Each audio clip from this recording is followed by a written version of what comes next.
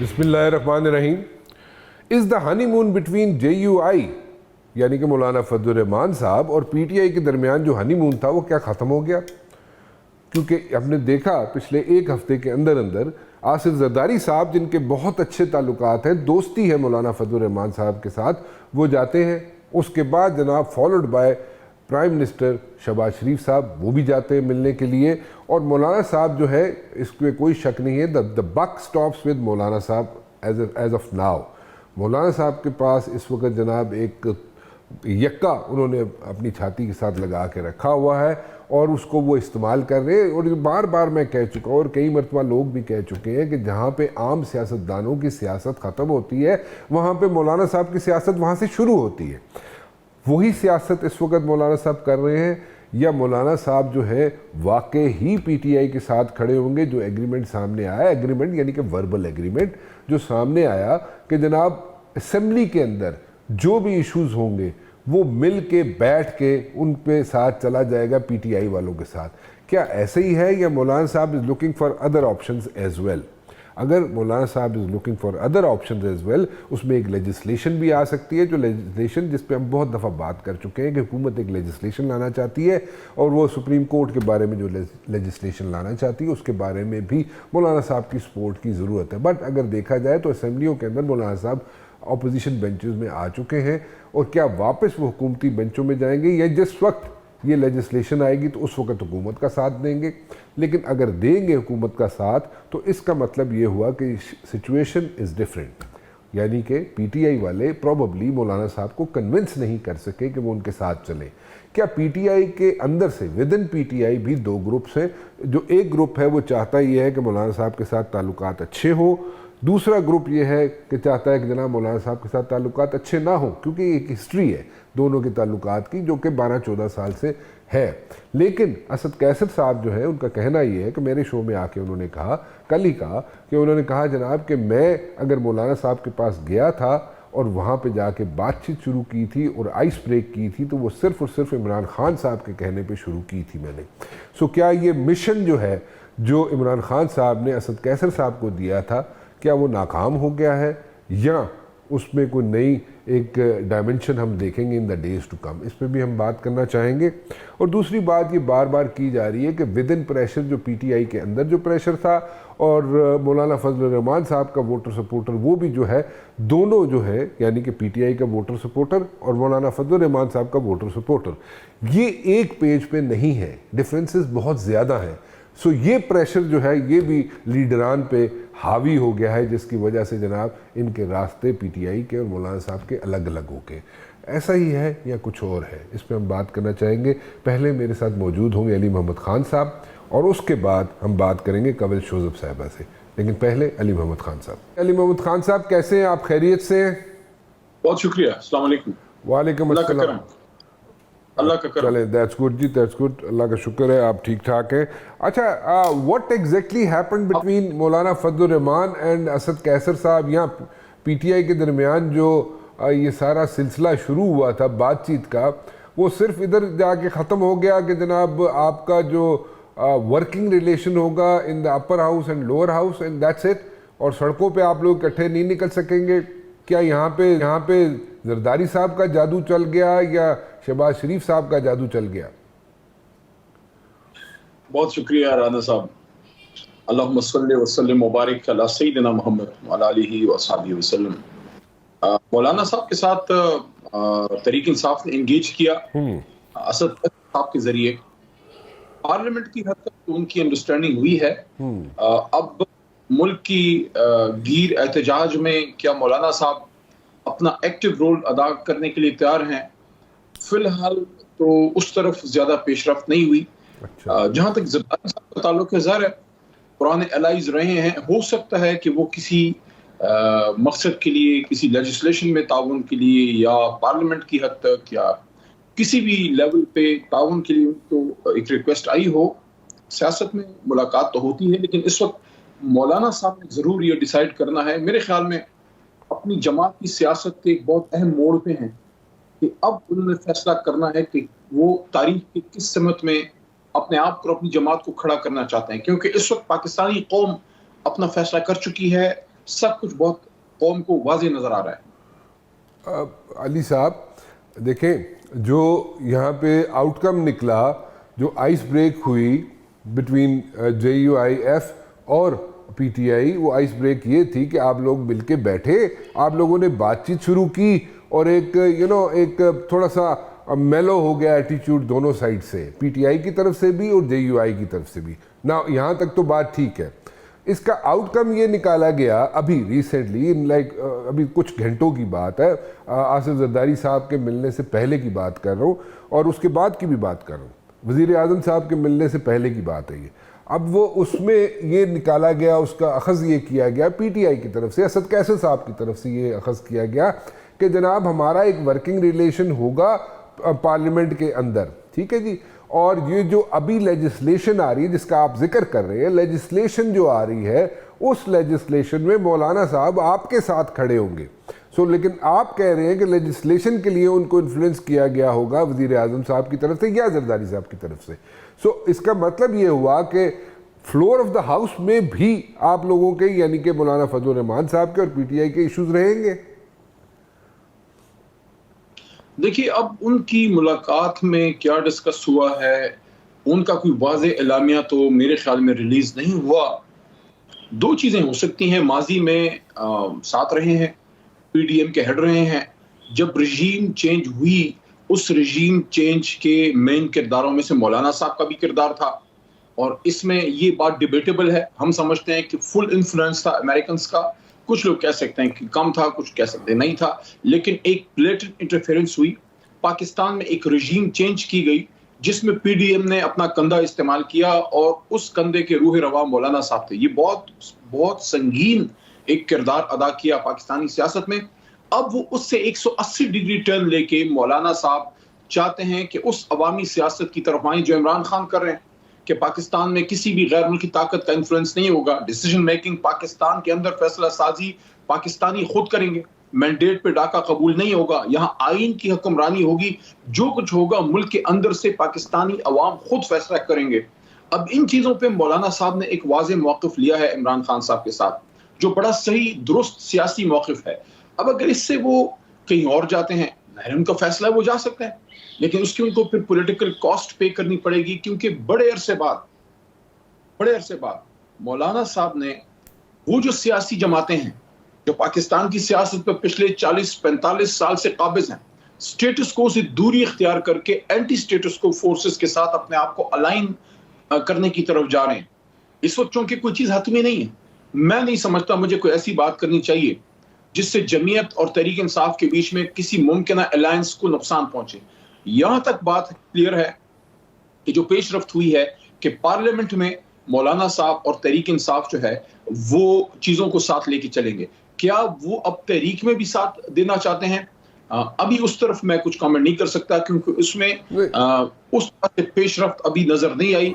बहुत सी जगहों पे तहरीक इंसाफ ग्राउंड पे गई है, सवाबी जलसे में गए हैं, हमने जलसा की। मैं अली मोहम्मद साहब मैं बाहर की जो बात है ना, सड़कों की जो बात है या बाहर निकलने की जो बात है, जहाँ पे असद कैसर साहब कह रहे हैं कि अक्टूबर के महीने में PTI वाले सड़कों पे होंगे, लेकिन उसमें मौलाना फजल रहमान साहब या उनकी पार्टी आप लोगों के साथ नहीं होगी, उसमें तो क्लैरिटी है, वो तो बिल्कुल क्लियर बात कर दी गई है, उन्होंने कल मेरे शो में बता दिया उन्होंने।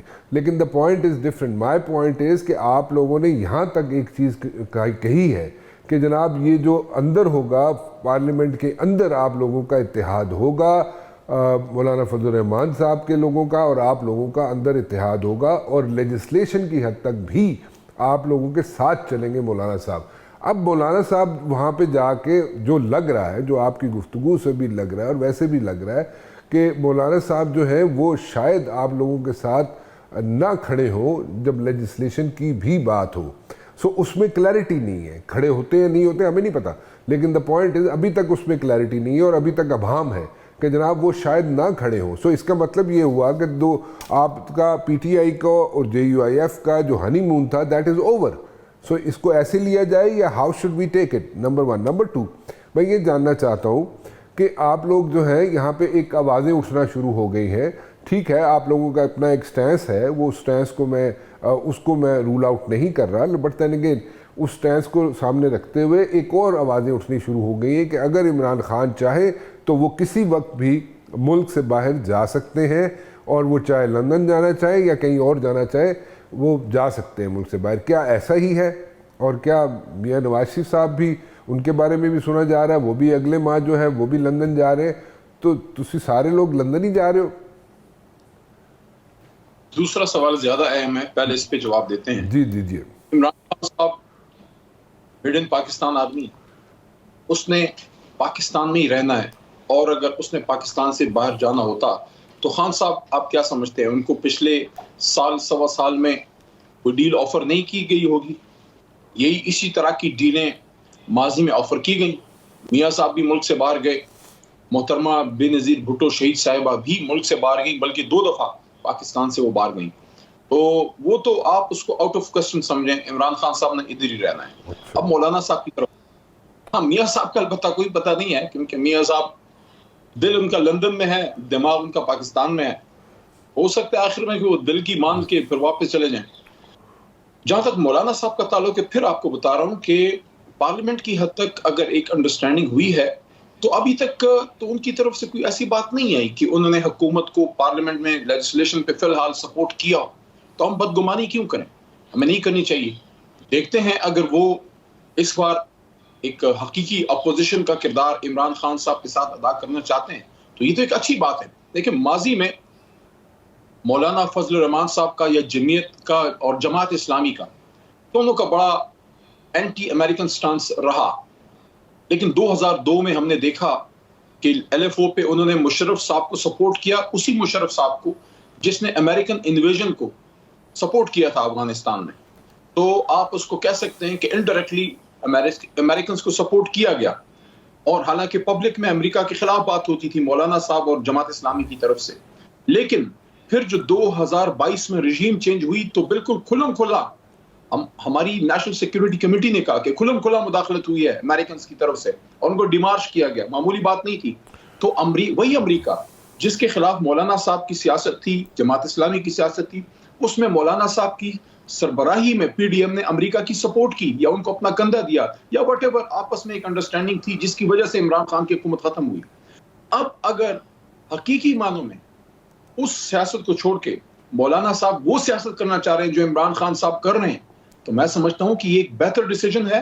और मौलाना साहब देखेंगे कि नवाज शरीफ साहब और जरदारी साहब के साथ उन्होंने 30-35 साल सियासत की है तकरीबन इकट्ठे, कभी एक अलायंस कभी दूसरा अलायंस।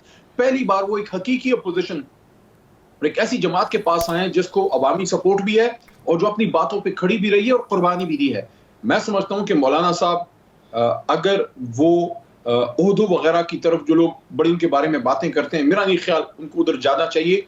उनको अवामी सियासत जहां अवाम खड़ी है उधर रहना चाहिए, और वहां इमरान खान खड़े, वहां तहरीक इंसाफ खड़ी। हमारा तो हाथ दोस्ती का उनकी तरफ है, और मुझे उम्मीद है कि वो अवामी सियासत करेंगे, अवाम के साथ खड़े होंगे, उन लोगों के साथ खड़े नहीं होंगे जिन्होंने बैनुल-अक़वामी ईमा पे यहाँ पे एक जायज़ हुकूमत ख़त्म की।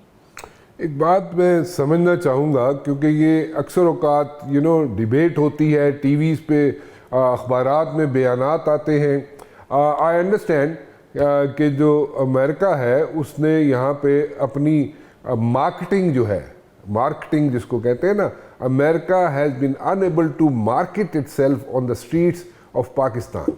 ठीक है, I understand that, but at the very same time अगर देखा जाए तो यहाँ पे हम लोग एक मेरी गुजारिश सुन लीजिएगा, हम लोग जो है हम लोग यहाँ पे हम लोग डिपेंडेंट भी हैं। हम लोग यहाँ पे चाहे आपकी पार्टी हो चाहे किसी कोई और पार्टी हो, मेरी गुजारिश सुन लीजिए, मेरी एक गुजारिश सुन लीजिए, चाहे कोई भी पार्टी हो, चाहे आपकी पार्टी हो, PTI हो, मुस्लिम लीग नून हो, पीपल्स पार्टी हो, कोई भी पार्टी हो, मौलाना फजल रहमान साहब हो फॉर दैट मैटर, उसको अभी आपने इंडोर्स भी किया उस चीज़ को। सो जो भी पार्टी हो यहाँ पे, they look up to the Americans, ठीक है, but when it comes to like criticizing the Americans या अमेरिका बैशिंग जो करनी होती है, यू पीपल या everyone is like out there bashing Americans, but at the very same time lobby भी करते हैं वहाँ पे कॉरिडोर्स ऑफ पावर में, अपने शोल्डर्स भी वहाँ पे रब करना चाहते हैं in the corridors of power in America. So ये आप डबल स्टैंडर्ड नहीं हो जाते पॉलिटिशियंस के? एनीवेज, मैं इस पे डिटेल बात कर सकता हूँ और मैं डिटेल बात करना भी चाहूँगा आपसे, लेकिन फिलहाल वक्त मुख्तसर है, I am running out of time. मैं बिल्कुल, मैं अली साहब मैं दोबारा आऊँगा आपके पास, I will have to wind up over here, मुझे आपसे ब्रेक की तरफ जाना है, I will have to wind up. बहुत बहुत शुक्रिया आपका। एक ब्रेक की तरफ चलते हैं जी, ब्रेक के बाद वापस आएंगे तो हमारे साथ मौजूद होंगी कंवल शोजफ साहिबा, और उनसे ज़रा रियलिटी चेक भी ले लें एक छोटी सी ब्रेक के बाद। कंवल मेरे साथ मौजूद है जी, पीटीआई से इनका ताल्लुक है, मेरे ख्याल में डिटेल में जाने की ज़रूरत नहीं है, लास्ट नेम मैं इंटेंशनली नहीं ले रहा यहाँ पे, and there are multiple reasons for that, और वो फिर किसी वक्त मैं शेयर कर लूँगा, लेकिन फ़िलहाल ये कह सकता हूँ कंवल मेरे साथ मौजूद है, क्योंकि जो बेटर हाफ है उनका नाम मैं खुद इंटेंशनली लेना इस वक्त नहीं चाहता, क्योंकि I think he has suffered a lot. बड़े ख्याल काफ़ी होगी उन्होंने। हाँ जी जी, है ना? कैसे हैं आप? ठीक ठाक? मैं ठीक ठाक, आप कैसी हैं? अल्लाह का शुक्र। देखिए, अगर पाकिस्तान में आप ट्रू मानों में कोई सियासत कर रही हैं तो ख़वातीन के लिए पहले ही बड़ी लिमिटेड स्पेस है, और फिर अगर नज़रियाती सियासत का कीड़ा आ जाए तो फिर और भी ज़्यादा लिमिटेड हो जाती है। और एक जो कॉन्सेप्ट है या एक ज़हन में लोगों के है कि अगर कोई खातून सियासतदान है तो उसके पीछे कोई फिर और होना नहीं चाहिए घर में। उसका हस्बैंड कोई प्रोफेशनल है, पहले से वो कहीं अच्छी जगह पे लगा हुआ है तो उसको भी टारगेट किया जाएगा, बच्चे भी टारगेट होंगे, फैमिली भी टारगेट होगी। तो इस वजह से आपने जो नाम इंटेंशनली नहीं लिया, वो नाम उसी नाम से ही मैं अब पहचानी जाती हूँ, और वो नाम बेचारे जिसका है उसका बेड़ा गर्क हो गया। चले जी, अल्लाह खैर करेगा। अच्छा, मुझे बताइए क्या हुआ, एक बड़ा यहाँ पे जो हनीमून पीरियड था between Maulana Fazal Rahman and PTI वालास, और असद कैसर साहब कहते हैं जनाब मैं तो खान साहब के कहने पे उनसे मिलने गया था मौलाना साहब से, लेकिन मेरे ख्याल कोई गल बनी नहीं।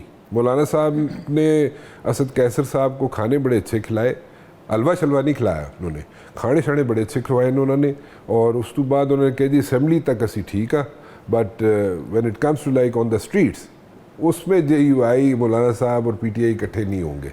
सो are you like comfortable with this thing? देखिए, ये जो अरेंज मैरिज होती है ना, जिसमें पहले मियाँ बीवी एक दूसरे को जानते नहीं होते, हाँ, तो ये उस टाइप की सॉर्ट ऑफ उस तरह की मैरिज थी, और जिसमें लव का एलिमेंट नहीं था, सिर्फ हेट ही था पहले तो। बहुत अरसे के बाद जाके कम से कम ये हो गया कि वो जो यहूदी लॉबी और वो सारी बातें थी, वो स्टेटमेंट आ गई मौलाना साहब की कि वो सारी सियासी बयानात थे। तो इस हद तक तो हमारी कामयाबी हो गई है। आप हनीमून कह रहे थे, तो वो लव हेट रिलेशनशिप वाली शादी है ये। अच्छा। तो कोशिश कर रहे हैं कि ये तोड़ चढ़ जाए, और अगर असम्बलियों में बैठ के भी बिल्स पे या उस पे भी कोई अंडरस्टैंडिंग होगी तो I think it's a big breakthrough, क्योंकि जिस नापैद चिड़िया का नाम डेमोक्रेसी है वो यहाँ से काफ़ी पहले फुर कर गई हुई है। उसको वापस लाने का तरीकाकार ये है कि इस तरह की जो शादी है इसको चलाया जाए। तो कोशिश कर रहे हैं, कुछ कदम हम चल रहे हैं, कुछ कदम मौलाना साहब चलेंगे, तो ओवरऑल जो असल में वो कहते हैं ना हकीकी जमहूरियत, तो वो हकीकी जमहूरियत शायद पाकिस्तान में वापस आ जाए। ये तुसी हकीकी जमहूरियत ਨੂੰ बड़ा तुसी सरकास्टिकली किया है, हलक से निकालिए ना आवाज, काफ को हलक से निकालिए। अच्छा। क्योंकि वो हलक तक फंस जाती है। जैसे मौलाना साहब निकालते हैं उस तरह। देखिए, वो हकीकी जमहूरियत जो है ना, वो पाकिस्तान में हमने देखी नहीं आज तक। अच्छा। हाँ, पर्सनल इंटरेस्ट सबके देखे, पर्सनल अलाइंसेस देखे, लेकिन जब आवाम की बात आ जाए और वाकई में जमहूरियत की बात आ जाए तो मौलाना साहब की अंडरस्टैंडिंग हकीकी जमहूरियत की अच्छी है, बाकियों की निस्बत बहुत अच्छी है, और वो सेंसिबल बातचीत करते हैं।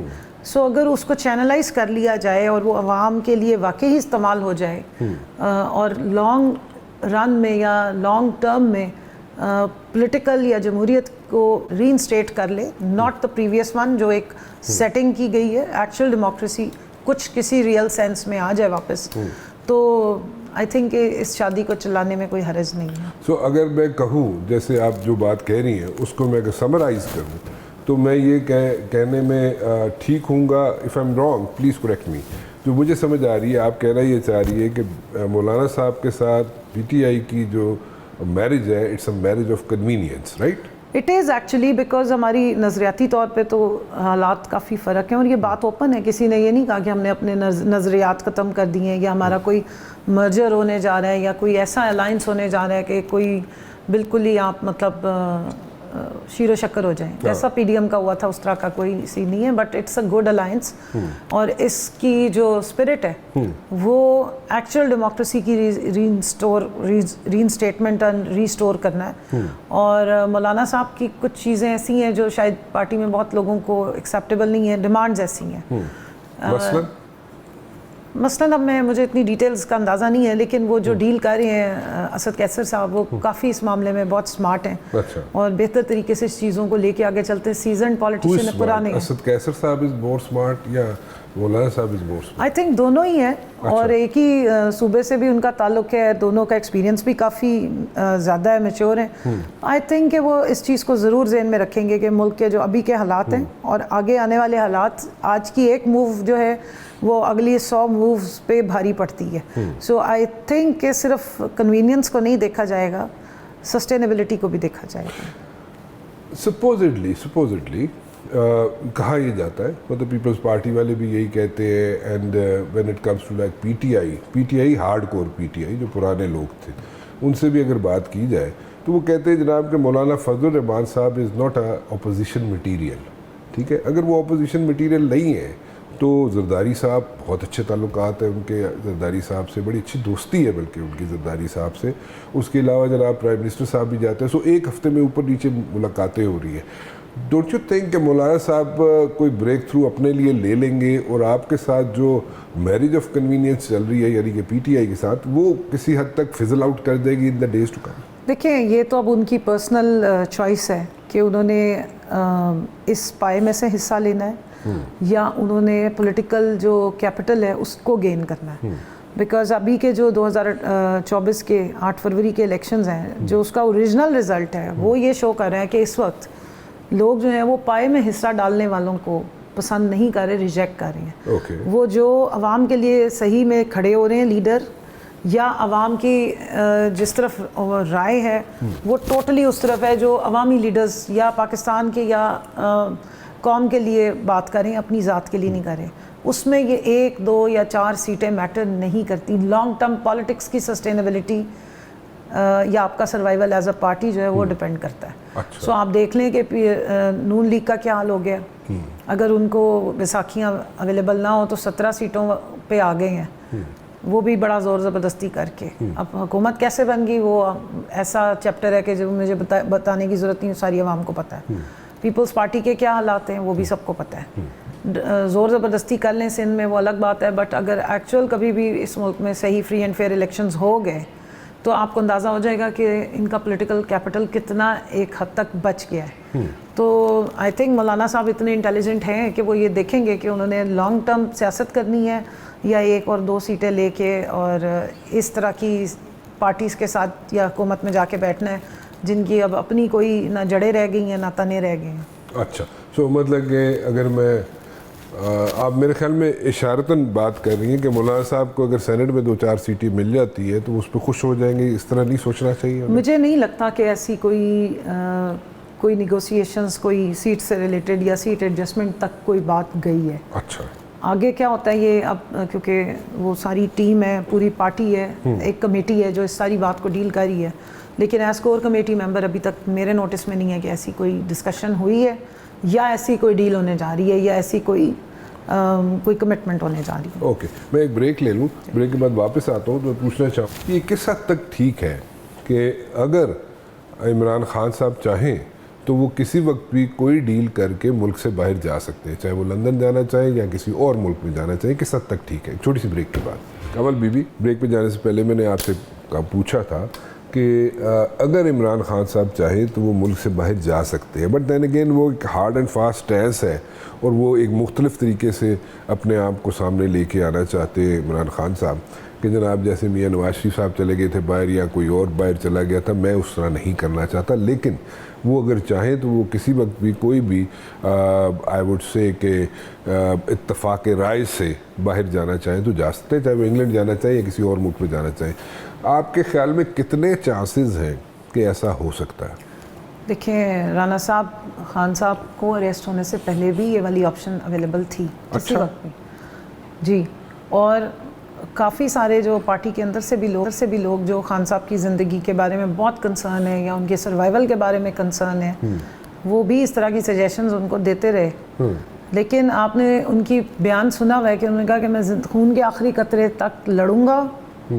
कई दफ़ा कहते हैं आखिरी गेंद तक लड़ूंगा, कई दफ़ा कहते हैं खून के आखिरी कतरे तक लड़ूंगा, और मैंने अपना मुल्क कभी भी नहीं छोड़ना। अच्छा। अरेस्ट से पहले तक भी इस तरह की जो जहाँ तक मुझे पता है कि इस तरह के ऑफर्स और इस तरह की डील्स जो हैं वो उनके लिए अवेलेबल थी। अच्छा। बट वो बहुत स्ट्रिक्टली जो उन्होंने बात कही है वो उसको फॉलो करें, because he believes in what he is doing. Okay. He is not doing politics जो उर्फ आम में मतलब कि जी सियासत में सब कुछ जायज़ है, वो इस तरह की सियासत नहीं करते। ठीक। वो इसको जिहाद अगर कहते हैं तो वो इसको बिलीव भी करते हैं। कन्विक्शन है उनकी, काम में पहले कन्विक्शन होती है। ये याद रखें, इमरान खान का ये असूल भी है, ये उसकी पर्सनालिटी है। वो जो चीज़ डिसाइड करता है उस पर उसकी फुल कन्विक्शन होती है और उसके बाद वो बाकी कश्तियाँ सारी जला देते हैं। उनका, मैं क्योंकि 18 साल से खान साहब का मुझे ये ऑनर है कि उनके साथ मैंने ट्रेनिंग उनकी पर्सनालिटी से सीखी है। उन्होंने डायरेक्ट ट्रेनिंग दी है। खान साहब का हमेशा प्लान ए होता है and that's the only plan. So there is no plan There B is or C. no plan B and there is no plan C. अच्छा। He only has plan A और पीछे से वो कश्तियाँ जला देते हैं and then he sticks to it। और ये उनके अपने अल्फाज हैं जो उनके एडमायरर्स हैं या उनको पसंद करते हैं उनके लिए, कि जो लोग प्लान ए के बाद प्लान बी और सी बनाते हैं, इसका मतलब है कि उनका प्लान ए के लिए ना एफर्ट करने का इरादा होता है ना कन्विक्शन होती है। इसीलिए आप उनकी पूरी ज़िंदगी देख लें, उन्होंने जो चीज़ की ठान ली है ना वो फिर उन्होंने करके छोड़ी है। चाहे वो उनका वो बॉलिंग स्टाइल था, उनको लोगों ने कहा आप नहीं चल सकते, उनको क्रिकेट से उन्होंने फारिग कर दिया था कि आप you are not made for cricket. 4 साल बाद वो वापस आए, उसने पूरी दुनिया को बताया कि मैं क्रिकेट का बादशाह हूँ।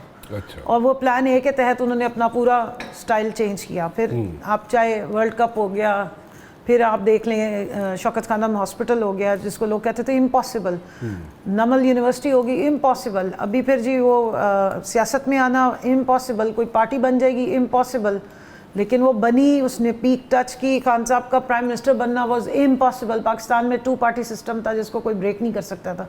आज वो अकेला बंदा है जिसके ऊपर हाथ रख के किंग मिडास वाला टच आ गया हुआ है कि जिसके ऊपर हाथ रख दे आवाम कहती बस ठीक है इमरान खान ने कह दिया तो काफ़ी है। इसके पीछे एक बहुत बड़ी स्ट्रगल है। सो जो उन्होंने डिसाइड किया हुआ है ना, अडयाला से निकलना उनके लिए कोई मुश्किल काम नहीं है। मैं नहीं कह रही, राना सनाउल्लाह साहब फरमाते हैं कि आज इमरान खान डायलॉग की टेबल पे आ जाए तो ये केसेस तो ख़त्म हो जाएंगे। ये एक दफ़ा नहीं, कोई 4 दफ़ा on record TV talk shows में आके वो बयान करते रहे हैं। साबिक इंटीरियर मिनिस्टर रहे हैं जनाब, आपके पंजाब के वो लॉ मिनिस्टर रहे हैं कि किस किस पोर्टफोलियो पे एक सीनियर अपनी जमात का आदमी और वो आके ऐसे बयानात दे रहे हैं कि और इमरान खान साहब को गिरफ्तार कराने वालों में, उनके ऊपर फेक केसेस बनाने वालों में इनका भी बहुत बड़ा हाथ है। ये इंटीरियर मिनिस्टर थे उस वक्त जिस वक्त खान साहब की अरेस्ट हुई है। तो वो फरमाते हैं कि अगर आज ये डायलॉग की टेबल पे आ जाए तो ये केस वेस तो कोई मसला ही नहीं है। तो फिर आप अंदाज़ा लगा लेंगे ये वाली ऑफर्स तो बहुत पुरानी और बहुत छोटी हैं, ये ऑफ़र वो नहीं लेंगे। So he is not going to go for this offer. मैं जितना खान साहब को जानती हूँ ना, there is only plan A, there is no plan B, there is no plan C। ये ऑफर्स उनको अरेस्ट होने से पहले भी दी गई थी। ओके। अच्छा, और लंदन ही वो छोड़ के पाकिस्तान की वो अपनी, मतलब आप सोचे कि बच्चे, बीवी, जायदादें, हर चीज़ उस बंदे ने तो ज़िंदगी के बहुत स्टार्ट में गिव अप कर दी थी। London is no attraction for him. बच्चों से उनकी बात नहीं होने दी जा रही है। जब मेरी मुलाकात हुई ना, वो हर दफ़ा एक बात कर रहे होते हैं, वहाँ पे दरखास्तें लिखवा रहे होते हैं वकीलों से कि इनसे कहो कि मेरी ऑथराइज ये है, जेल मैनुअल के मुताबिक एक एक्स प्राइम मिनिस्टर का जो प्रोटोकॉल बनता है, जिसने कोई जुर्म भी नहीं किया हुआ, he is a prisoner of conscience, ज़मीर का कैदी है, तो उसका ये बनता है प्रोटोकॉल कि वो हर हफ्ते अपने बच्चों से बात कर सकते हैं। कई महीने गुजर गए उनके बच्चों से फ़ोन पे बात नहीं कराई जा रही, मीटिंग्स नहीं उनकी फैमिली से होने दी जाती हैं। हर दफ़ा वो दरख्वास्त लिखवा के जमा करा रहे होते हैं, पता नहीं वो जाती किधर है। मीटिंग नहीं होती उनकी वाइफ से सिर्फ 30 मिनट की एक हफ्ते में मीटिंग कराई जाती है। बहनें उनकी पेशियों पे आती हैं, अदरवाइज़ उनकी अलग से मीटिंग्स नहीं हो रही। अच्छा, मुझे एक बात वेरी क्विकली मुझे बताइएगा कि जो PTI के अंदर देखिए, एक तो पुराने लोग थे पीटीआई के जो इमरान खान की आंख का इशारा समझते थे, वो समझते हैं। अभी भी शायद अभी मुलाकात हो जाए तो मेरे ख्याल समझ जी हाँ, जाते समझ जाते हैं। लेकिन पुराने लोग जो थे वो तो समझते थे। नए लोग जो आए वो तो मेरे 2-4 लाख रुपया ला के उन्होंने सीटा कर लेती हैं अपनी, एमएनए दिया। And we know it's so difficult आजकल के दौर में एक सीट एमएनए की निकालें 10-20 करोड़ रुपये तो इंज ही लग जाता है। जी हाँ। ठीक है, तो ये तो खैर बड़ा जैकपॉट हो गया इन लोगों का। आपके ख्याल में ये डिफरेंसेस जो है within PTI, don't you think कि ये बेनिफिट दे रहे हैं आपके ओपोनेंट्स को and they are talking about all these things कि यार ये आपस ही लड़ते पे रहे, ठीक है लड़ते रहे, साडा फ़ायदा ही फ़ायदा, it's a win win situation for them. देखिए, आप ठीक कह रहे हैं राना साहब, लेकिन 3 पॉइंट्स हैं इसके।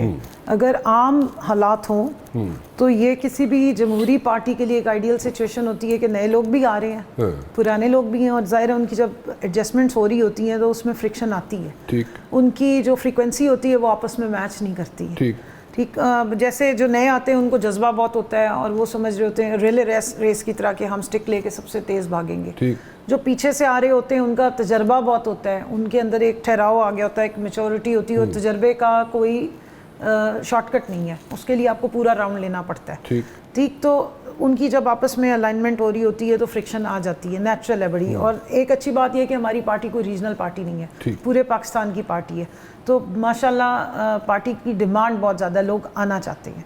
सो उसकी वजह से जो ये फ्रिक्शन है, और फिर अब गैप बहुत आ गया। बड़े बड़े सूरमा जो हैं वो 6-6 फुट से ऊपर वाले जो हैं वो पार्टी 9 मई के बाद छोड़ के भाग गए, वो स्पेस मिल गई लोगों को।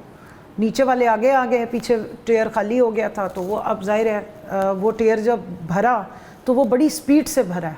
ठीक, उसमें वो तजर्बा और वो टाइम और वो मैच्योरिटी ख़त्म हो गई और एकदम से वो गैप कवर कर लिया गया। अब वो जब गैप कवर किया है तो ज़ाहिर है वो तजर्बा और वो मैच्योरिटी तो अभी रहती है ना, वो विंडो रहती है, तो वो लर्निंग का प्रोसेस, क्योंकि क्राइसिस इतना बड़ा था कि उस ऑन जॉब चल रहा था, ऑन जॉब ट्रेनिंग बड़ी स्पीड से हो रही थी। उसकी वजह से ये होता है कि वो कुछ लोगों में अभी तक जो नए आए हैं या जिन्होंने ये सारी स्ट्रगल में हमारे साथ खड़े रहे, उनमें अभी वो ठहराव नहीं आया। तो वो ठहराव ना होना और कुछ बहुत मैच्योर का जब आपस में वो इकट्ठे बैठते हैं तो फ्रिक्वेंसी का प्रॉब्लम आ जाता है, which is I think not bad, healthy competition है।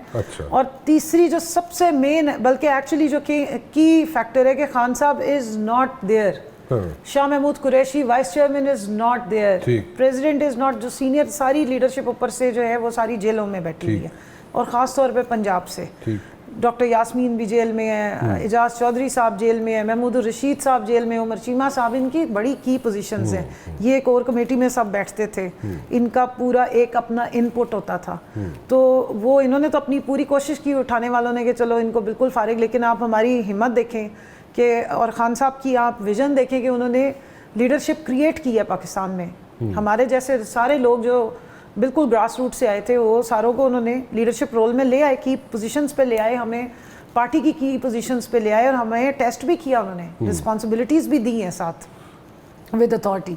तो खान साहब का खुद डायरेक्ट ना होना, और फिर क्योंकि बहुत ही चेक और बैलेंस के साथ या बहुत ही रिस्ट्रिक्टेड किस्म की जो है वो कम्युनिकेशन होती है खान साहब से, बहुत फिल्टर करके लोगों को बहुत मुश्किल से एक्सेस मिलती है, या एक्सेसिबिलिटी का बड़ा सख्त प्रॉब्लम है। उसकी वजह से ये होता है कि जिन लोगों को बार बार जाके इंस्ट्रक्शंस लेनी है उनको मिलने नहीं दिया जाता, फिर वो जिन लोगों के थ्रू मैसेज आता है, अब देखें आप गल कुछ पहुंचते कुछ सुनिए आंधे इनने, तो वो अब एक पोलिटिकली मैच्योर कहाँ हाथ सुनिए, कबूतर यूज होता है ना मैसेजिंग के लिए, जी। अगर कौवे यूज करने लग पड़े हैं मैसेजेस के लिए तो मैसेज कुछ का कुछ बन जाता है। अब होता ये कि खान साहब की जो ट्रेन टीम है वो उनके पास नहीं जा पाती, या जाने नहीं दिया जाता, फिर जो वो मैसेजेस इधर उधर जो भी जा रहा हो उसको मैसेज देते हैं, वो आके फिर जब कन्वे करते हैं तो वो एक गल किधर निकल जाती है। उसकी वजह से, मिसकम्युनिकेशन की वजह से, और वो भी हमारी यही ऑपोजिशन के ही ये जो ड्रामेबाज हैं ये खुद जान के करवा रहे हैं, लेकिन आप देख लें कि ये समझते थे कि पार्टी ख़त्म हो जाएगी, 8-10 लोग पार्टी छोड़ के जाएंगे तो पार्टी फारिग, नहीं, पार्टी ख़त्म नहीं हुई। 3,500 टिकट्स इसी पार्टी ने दी हैं, सबसे ज़्यादा लंबी लाइनें उम्मीदवारों की थी। यहाँ इनके बहुत बड़े एक हुजूर हैं जो कहते थे कि इनकी टिकट नहीं कोई लेगा। आपने अभी कहा है कि 2 लाख 4 लाख में एमएनए बन गए हैं, हाँ। क्योंकि वो इमरान खान का दिया हुआ टिकट था या इमरान खान की पार्टी का टिकट था जिसका सिंबल भी नहीं पता था। बैंगन कद्दू तोरियों पे और जूते पे और चिमटे पे और मेरे जैसा जो रोलर कोस्टर टाइप के निशानों पे भी लोगों ने ढूंढ के आके वोट दिया और वो सोशल मीडिया से देख के। ये बहुत बड़ा एक फिनोमिनल चेंज है जो पाकिस्तान की पॉलिटिकल उसमें अरीना में आप देख रहे हैं। सो आई थिंक कि ये जो कंपटीशन चल रहा है या इन फाइटिंग इनको बज़ाहिर लग रही है, ये हमारी हो रही है रीअलाइनमेंट और एडजस्टमेंट। अच्छा। और ये आने वाले वक्तों में हम तो एक बहुत बड़ी पार्टी के तौर पे एक ज़्यादा लीडरशिप रोल्स के साथ लेकर सामने आ जाएंगे। तो तेरा क्या होगा कालिया? सो मतलब ये हुआ, सब आप इस तरह कर लेते हैं कि आप ये कह रही हैं कि री इनलाइनमेंट हो रही है। Anyways, thank you very much for talking to me जी, बहुत बहुत शुक्रिया आपका। जाते जाते यही कहना चाहूँगा जी कि कंवल बीबी यही समझ रही हैं कि ये जनाब री इनलाइनमेंट हो रही है इस वक्त पीटीआई की, और ये एक पॉजिटिव एस्पेक्ट है पीटीआई की नज़र से अगर देखा जाए। आज जो बाहर बैठ के हम लोग या बाकी लोग जो देख रहे हैं कि यहाँ पे लोग जनाब बटे हुए हैं पीटीआई के अंदर, इनका ख्याल डिफरेंट है। फ़िलहाल राना मुबशिर को इजाज़त दीजिए, अल्लाह हाफ़िज़।